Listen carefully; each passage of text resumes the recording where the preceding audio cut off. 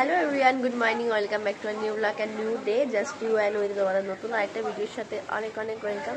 R ignore my eye because আর এটা হচ্ছে কি না, আমি আর স্বপ্নে রাতেবেলা দেখছিলাম যে আমার চোখে কিছু কামড়েছে, ঠিক আছে। এবার এখন বুঝতে পারছি যে এটা স্বপ্ন আর রিয়েলেই ছিল। আসলে পিঁপড়ে হয়েছে ঘরে, খুব তো যাই না কোথা দিয়ে পিঁপড়ে চলে এসছে বিছানায়, তো পিঁপড়ে কামড়েছে, দেখো চোখটা ফুলে রয়েছে। সকালবেলা উঠে দেখছি, ভাবলাম যে স্বপ্নের মধ্যে এটা সত্যি হয়। জিতকে বললাম, ও বললো না না, তাহলে ওটা হয়তো তোমার রিয়েলি হয়েছে, তুমি ঘুমের চোখে ছিলে বলে। আমি এখনো ঘুমের চোখেই আছি, তো তার জন্য তোমার মনে হয়েছে ওটা। যাই হোক, বাইরে ঝিরিঝিরি বৃষ্টি পড়ছে, রাস্তার অবস্থা তো ভীষণই খারাপ, মানে কি বলবো, সোদপুর পুরো বন্যায় ভেসে গেছে আর কি। মানে বাড়ির বাইরে যে একটু বেরোবো ভেবেছিলাম আজকে, সেটাও যেতে পারবো না।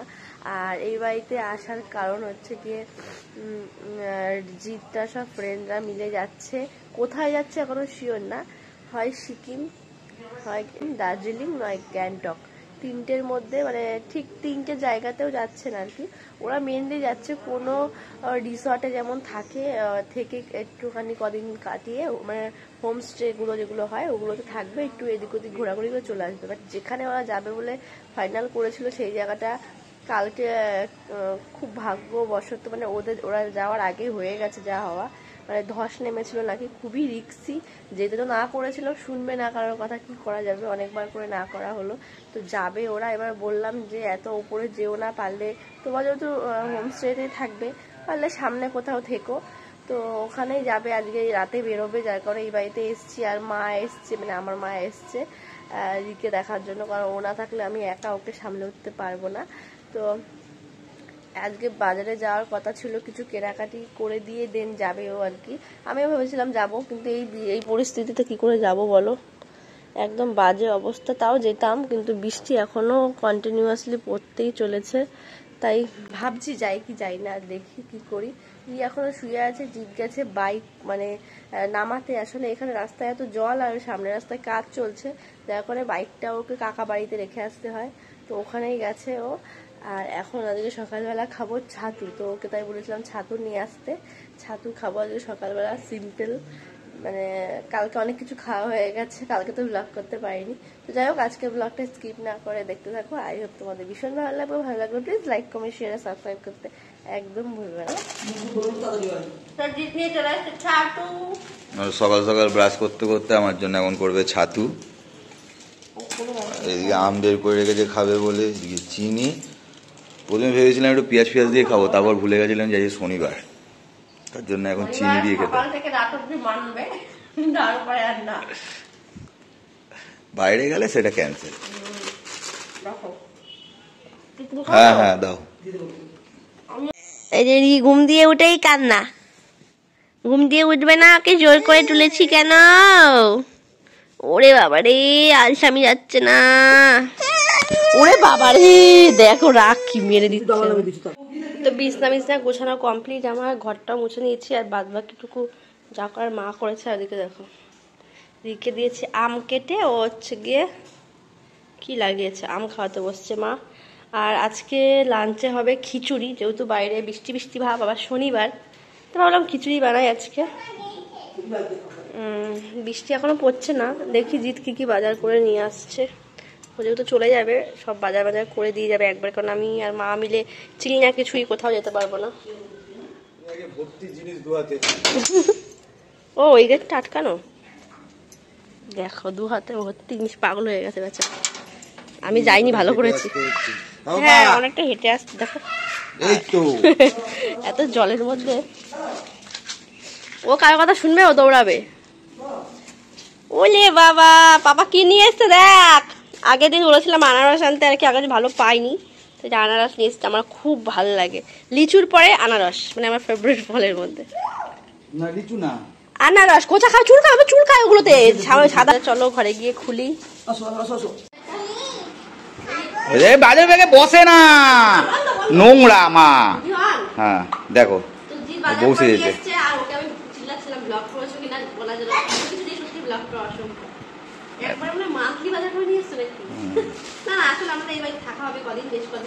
দিকে মনে হয় ওরকম। বা ঠান্ডাটা লাগিয়েছিস তো? সব সবজি। বিনস, গাজর। ও ওই যে দেখাচ্ছে ঠান্ডা লেগেছে যে। বাজার করতে দিলে 5টা জায়গায় 10টা নিয়ে আসে। কি এনেছি 5টা জায়গায় 10টা? কত টমেটো নিয়ে এসেছে। আর এর মধ্যে দেখি দাও, এর মধ্যে আছে ও বেগুনের সাইজটা কি দারুণ বেগুন, খিচুড়ি দিয়ে আছে খাওয়া।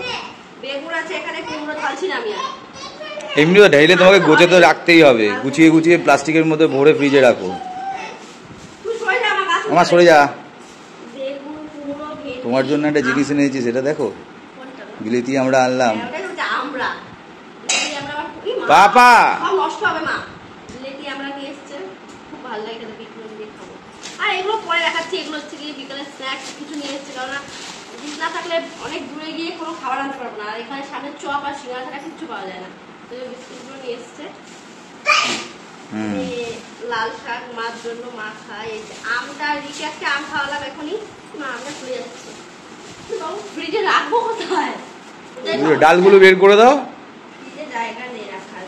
এই যে আম নিয়ে এসেছে, বেগুন দাঁড়া আগে, বেগুন নেবো তো। আর একটা আলু আছে। আর আজকে ইভিনিং আমার একটা কাজ আছে, ওরা যাবে ঘুরতে। কজন তোমরা?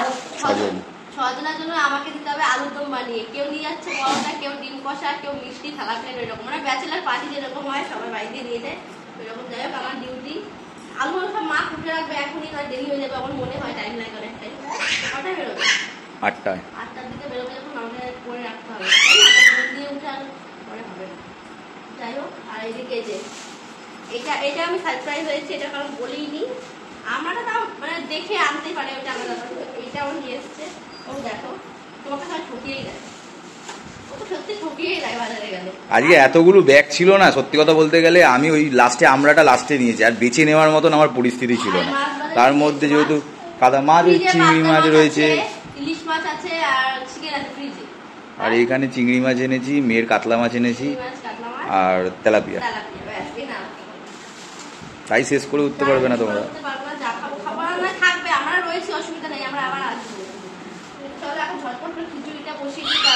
কাকা আর কাকিমা আসবে খেতে আবার।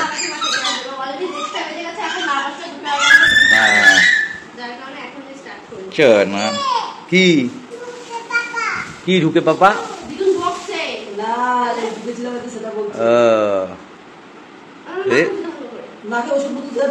নিয়ে আসছে, সব নিয়ে আসছে। ম্যাক্সটা খেয়ে নাও।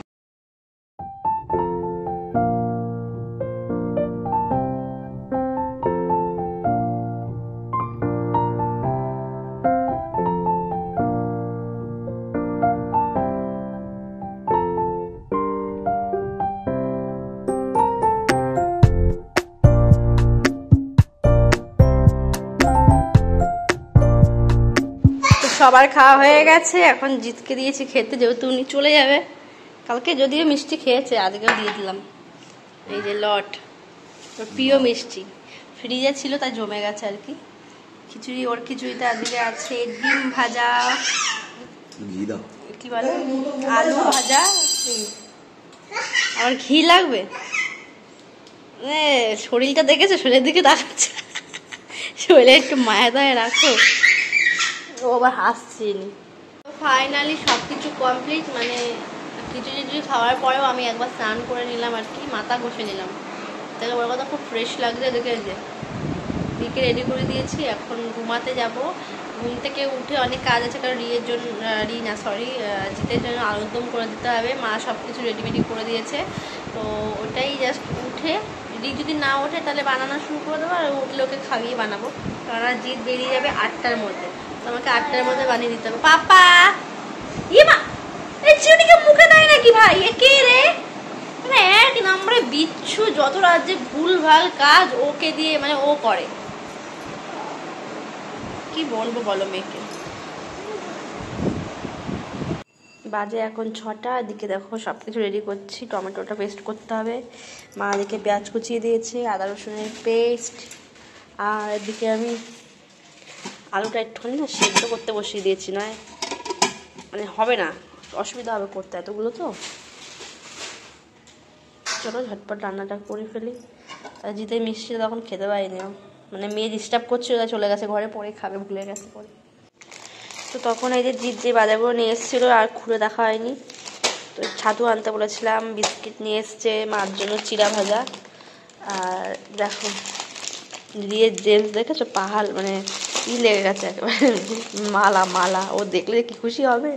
আর ওই ওপরে দেখো, এই ওপরে চিপসের পাহাড়।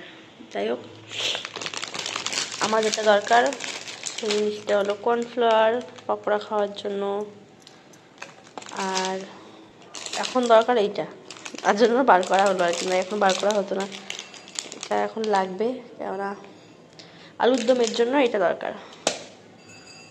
আর আমি এখন একটা আম খাবো, আমটা বার করে রাখলাম। এদিকে দেখো, তোমাদের সাথে কথা বলতে বলতে আমার আলুর দম প্রায় 50% হয়ে গেছে। আর এতগুলো যেহেতু আলু, আমি না একটু স্টিম দিয়ে নিয়েছি, নয় সম্ভব না, ভেজে তারপরে সেদ্ধ হতে অনেকটা টাইম লেগে যাবে। আর কালকের একটুখানি ঘুগনি ছিল, ওটা একটু গরম করে দিলাম, জিতকে খাইয়ে দেবো আর কি। ও বলছিল খাবো না কিছু, ট্রেনে করে যাব, আবার গিয়েই তো খাবো, এখন কিছু খাবো না।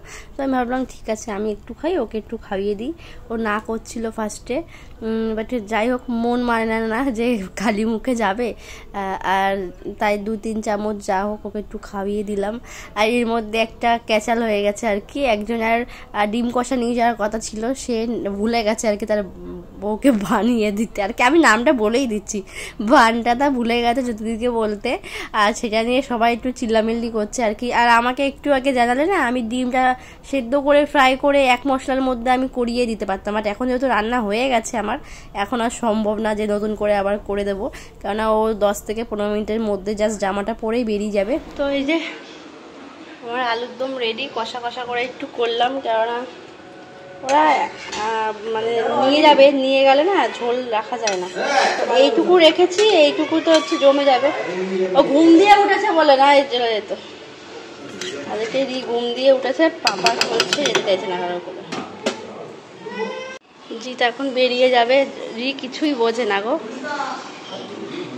বেচারি, সত্যি কিছুই, সত্যি প্রথমত যেতে দিত না, সেটা তো অত বোঝে না, কেন দিত না, ও ভাবতো আমাকে না নিয়ে যাচ্ছ, মানে এত দূরে যাচ্ছ ঘুরতে।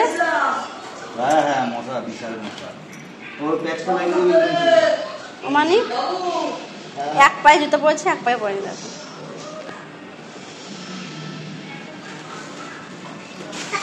আচ্ছু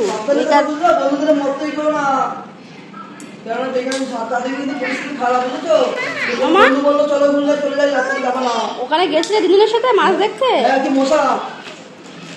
সাবধানে থেকো গো।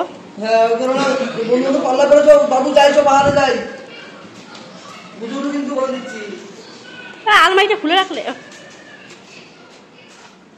তো জামাইকে তখন বলছিলে বলবা ওষুধ ওষুধ সব নিয়ে আনিস তো, আরে ওষুধ বলছিলে না, সব আগে দিয়ে গোছ গাছ।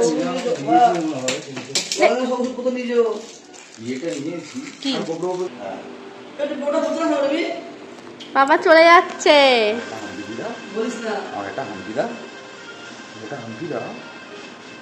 বাবাকে তো হাম্পি দি দাও, এটা ঠান্ডা লেগেছে।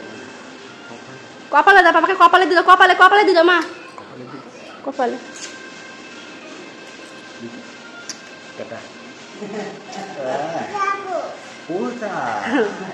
আমি তোমার জন্য একটা জিনিস নিয়ে আসতে যাচ্ছি, ওটা নিয়ে এসে দেখবে তুমি, আর 3 দিন বাদে ঘুম থেকে উঠেই দেখবে আমি তোমার জন্য একটা জিনিস নিয়ে দিচ্ছি, ঠিক আছে? সাবধানে সাবধান, না যাও মাকে যাও, দুটো বাজে যাও, আসছি আমি, এক্ষুনি আসছি আমি, গেট অবধি চলো, গেট অবধি চলো, আমি এক্ষুনি আসছি। তুমি কিন্তু ঠিক করে খেয়ে নেবে, সন্ধ্যে হয়ে গেলে কেউ তো আর আসেনি না, এটা তালা দিয়ে এটাই তালা দিয়ে দেবে একদম, ঠিক আছে? বাবা যাও মাছ কাছে যাও, চলো মাছ ধরবো, মাছ মাছ মাছ যাও দিদু কাছে যাও, আসো যাও, দিদু মাছ ধরবে, মাছ ধরবে, মাছ ধরবে, সব বলবোই না মা, আসো আসো আমার কোলে, শোনো শোনো, মাকে যাও, মাকে আমি না না মা, বাবা চলে আসবে, টাটা।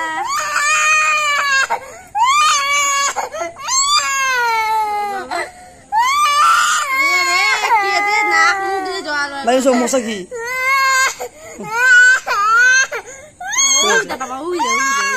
চলে গেছে, চলে গেছে, চলে আসবে। কেঁদে একাকার, ওদিকে বাবা চলে গেল। ওরে ওরে বাবা রে, রিকে সামলানো যাচ্ছে না। যাবো যাবো আমরা যাবো, চলো না চলো না যাবো, শোনো শোনো শোনো, যাবো বাবা চলে আসবে। মা গো তুই দেখি আনতে দেখ। ও বাবা কাঁদে না, শোনো মানিক আমার। ও বাবা, ওরে বাবা আসবে চলে। বাড়ি থেকে বেরিয়ে ডাইরেক্ট চলে যাই ডিট্টুদা বাড়িতে। এখন এখান থেকে ধরবো হচ্ছে ট্রেন। এই যে ডিট্টুদাও রেডি, ওটা মনে করে রেখে দিবি, ঠিক আছে? আর আমাদের ছাড়বার জন্য প্রচুর লোক আসছে, দেখাচ্ছি কত লোক আসছে। আবার ভালো আছিস তো? হ্যাঁ, আমাদের ছাড়বার জন্য কত লোক দেখো।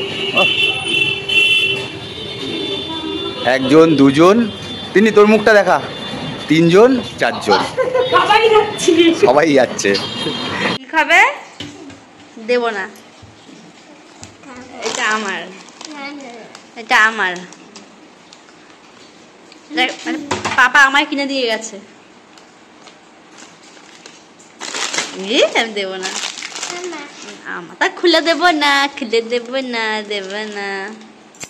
মা দিকে বানাবে রুটি, রাতে রুটি খাবো। আর আমি একটুখানি আলুর দম রেখে দিয়েছিলাম, এই যে মার আমার জন্য অল্প একটু, তো এটা দিয়ে আজকে ডিনারটা খাবো। চলে এসেছি মধ্যমগ্রাম স্টেশনে, ওয়েট করছি ট্রেনের জন্য। 8:50-এ একটা ট্রেন আছে দত্তপুকুর লোকাল, ওটা পেয়ে গেলে ওটাতে উঠে ডাইরেক্ট পৌঁছে যাবো এখন শিয়ালদায়। মাঝখানে ভেবেছিলাম দাঁড়াবো, কিন্তু এখন আর দাঁড়াবার চান্স নেই, কারণ অনেকটাই দেরি হয়ে গেছে।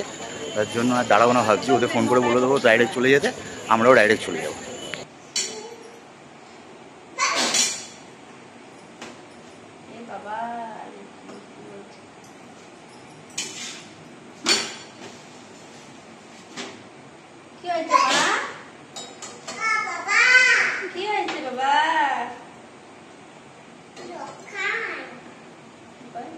যক্ষা আমি রুটি বানাবো লাল গোল গোল করে। তোর গুণ আছে রিমি, সত্যি হেভি গুণ আছে বলতে নেই। রিমি আজ যায় নাই করুক না কেন, রুটিটা একটু স্পেশাল ভাবে করতে পারে, যেহেতু মন থেকে করে ও খাবে বলে।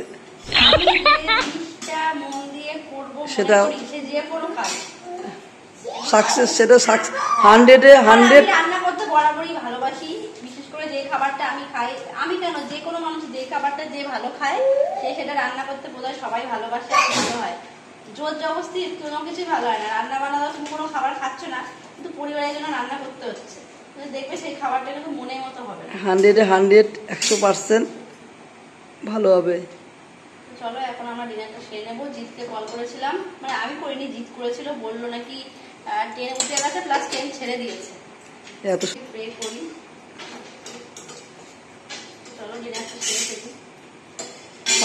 কি সুন্দর রুটি, ফুল চা। তো ফাইনালি এসে শিয়ালদা স্টেশনে পৌঁছেছি। মানে আমরা ভেবেছিলাম তো ট্রেন মনে মিসই করবো, আর 4 মিনিট বাকি। এই দার্জিলিং মেল দাঁড়িয়ে রয়েছে স্টেশনে, মানে কামরার দিকে যাচ্ছি। আশা করছি উঠে যাবো, না হলে মাঝখানে কিছুতে একটা উঠে যাবো। 4 মিনিট না, আমি আর ডিট্টুদা টাকা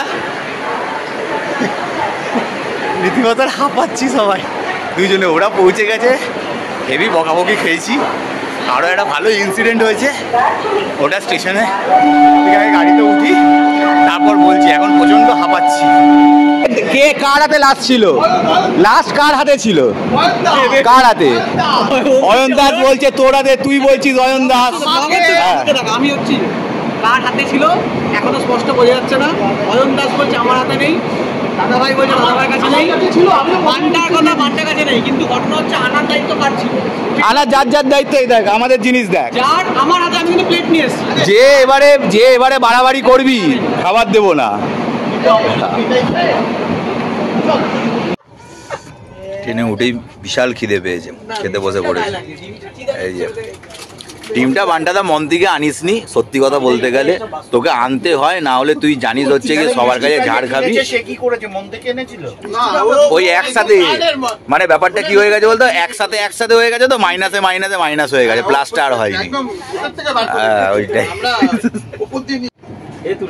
ট্রেন অলরেডি ছেড়ে দিয়েছে, আর এসে মানে জাস্ট পৌঁছেছি, তার 2 থেকে 3 মিনিটের মধ্যে হচ্ছে ট্রেন ছেড়েছে। এই তো আমাকে ব্লগে মিশতে এসেছি। তো জিতকে কল করেছিলাম, জিতের ডিনার হয়ে গেছে, ওরা এখন আড্ডা দিচ্ছে আর এদিকে আমিও আমার ডিনারটা সেরে নিচ্ছি। রিকে দিয়েছি, রি তো খাবে না, বাট ওকে একটু দেওয়া আর কি। যাই হোক, আজকের মতো ব্লগটা এইটুকুই, দেখা হচ্ছে কালকে। ততক্ষণ সবাই ভালো থেকো, সুস্থ থেকো, টাটা, টেক কেয়ার।